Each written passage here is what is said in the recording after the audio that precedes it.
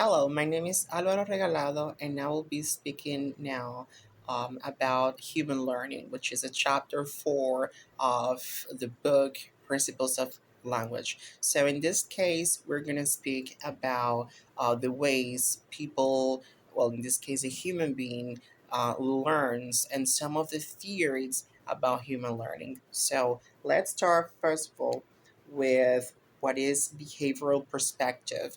Behavioral perspective. This is a theory that came up with Skinner, and it was kind of like taking relying on the second language acquisition when learners learn how to produce and also take the income of the language by repeating and practicing, and additional to this, getting a reward for doing things right.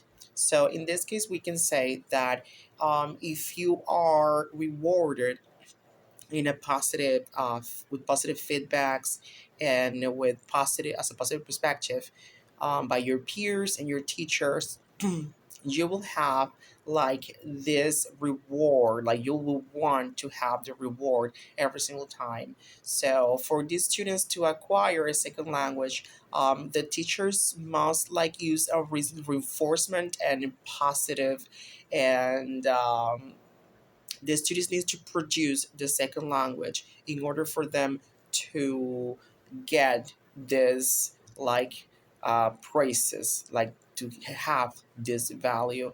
And for some students it works actually. However, what happens when some students don't really show like this, or don't really shine as well as the other students? Well, in this case, now we have what is called like the punishment for not answering or not giving good scores or the good answer. So, for this perspective, we can say that using dialogues, memorization, and all different types of ways to provide to the students like some different things to check if they're good in some of these type of situations are something like it's something extremely good, because not all students learn fast. All have like every single one has a pace for learning. Every single one has like its own rhythm for learning. So one of the critics that we can say or we can provide with this is that this theory do not focus on like learning like the use and the meaning of abstract words. So it's more like objective instead of subjective. So it's like a weakness that he has. We can just go ahead and let's talk a little bit more about what is cognitive theories. In this case, it will be cognitive perspective. This is a theory of learning that sees the second language acquisition as a conscious and a reasoning thinking process. So it involves some deliberate use of learning strategies.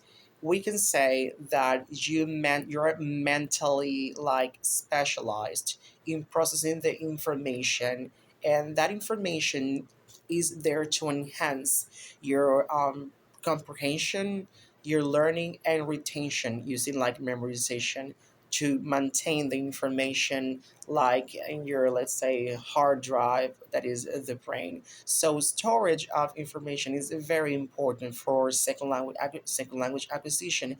Why? Well, the first thing is that you need to know how to reproduce the vocabulary and the grammar and all the things that you keep putting in, which is the comprehension.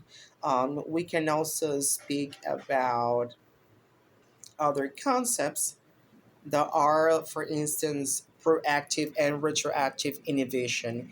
Um, well, this special meaning for retroactive and proactive. Um, let's say innovation, that's changing for interference. That happens when you somehow, it's not like you forget, but somehow like your brains like maintain old memories, and you're sort of like trying to slow, like step by step, trying to better understanding things and trying to put in them on the way. For example, if we have the ability to encode and retrieve information, we'll be not doing this. However, it happened to me when I was at school that mostly, like when a new year or a new month like came up, I used to write in the date the last month or the last year, and I was like, oh wait, like we have been passed to that year, so now is a new year. For example, it's 2022, and I'm trying to put a date and I put instead 2021 because my memory will assimilate like I'm not used to this year yet, so I need to get used to that. So this like kind of like contradicts the memory, and the things that you're used to um, are not like in their place. So the old memories that are have been stored are interfering in the new like information you try to put inside of your brain. So that's what happens mostly. So it happens to young adults. Based on what I've read, it happens a lot to young adults who are very busy and they don't really have like the time to process all the information so they can make it possible. And the last thing I would like to speak about will be like subtracted bilingualism.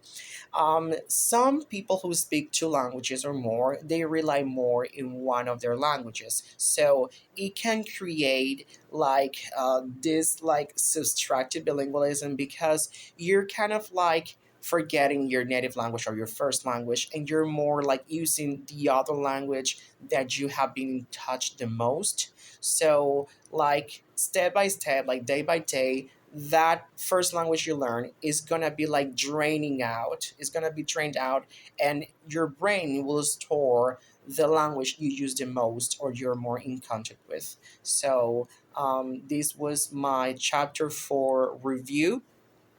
Thank you very much.